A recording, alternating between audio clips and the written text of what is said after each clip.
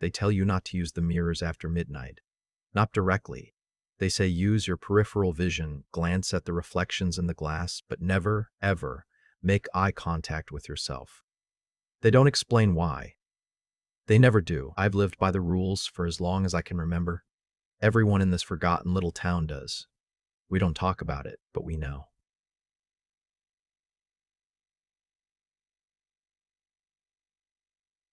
The shared glances in the grocery store aisle, the way nobody stays out after the sun sets. Rule 1, the mirror rule. Rule 2, if a floorboard creaks 3 times in a row, a perfect rhythmic sequence, you must tap the nearest wall twice. A quick, sharp knock-knock. It's not a superstition, it's an acknowledgement. A truce. Rule 3, one light must always be on in the house. Always. It can be a tiny nightlight in the hall, or the sickly green glow from the oven clock, but the house can never, ever be consumed by total darkness, because that's when they move freely. The last rule is the hardest. Ignore the whispers. No matter what they say, no matter whose voice they use, your mother's, your father's, a lost friend, you do not listen. You do not turn your head. You do not respond. They feed on attention. It's a quiet paranoia we all live in, a delicate dance with something unseen, something ancient. You get used to the feeling of being watched, the sudden cold spots that drift through warm rooms, the way shadows seem to stretch and contort when you're not looking directly at them. You learn to live with the constant low hum of dread. It becomes normal. But last night I was tired, so deeply, achingly tired. I forgot the third creak. I was walking to the kitchen and I heard it, 1, 2, 3. And I froze. My mind was blank. The silence that followed was heavy, thick, louder than any noise I've ever heard, a pressure built in the air. The whispers started then, not at the edge of my hearing, but right behind my ear. A soft, sweet voice. It sounded like my mother. She's been gone 10 years. It whispered my name, and for a second, I almost turned. I felt something inside me just snap. A flicker of anger, of defiance. Why am I living like this? Hiding in my own home. I walked to the bathroom. My hands were shaking. The clock on my phone read 2:17 a.m. I stood in front of the mirror, and I looked. For the first time in years, I stared right into my own eyes. Nothing, just me.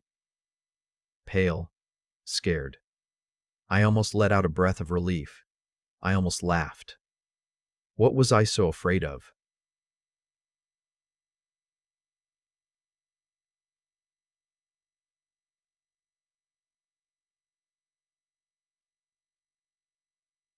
Then my reflection blinked, but I didn't. My eyes were wide open. It was just a fraction of a second off, a tiny, impossible glitch in reality. I kept staring, paralyzed. My reflection's head tilted, a slow, unnatural angle with a sound like dry twigs snapping. A smile spread across its face, a smile my own muscles weren't making. It was too wide. All teeth. The single, faithful light I'd left on in the hallway, it flickered. Once. Twice. And went out.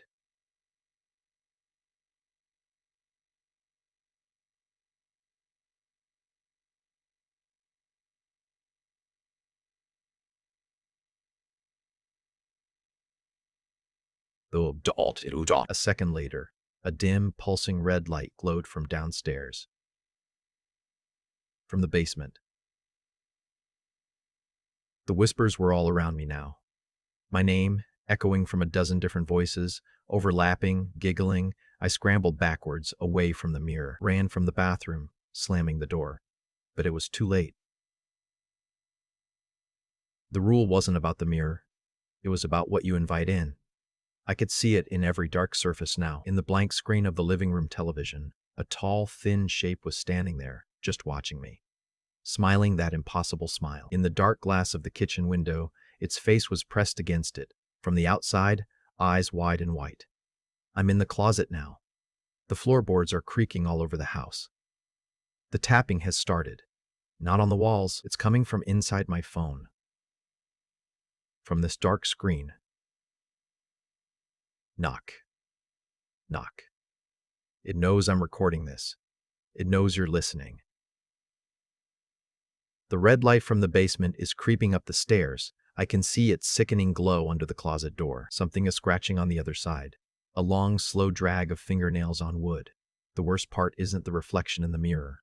It's the new one I can see. In the reflection of my own terrified eyes, it's standing right behind me in here.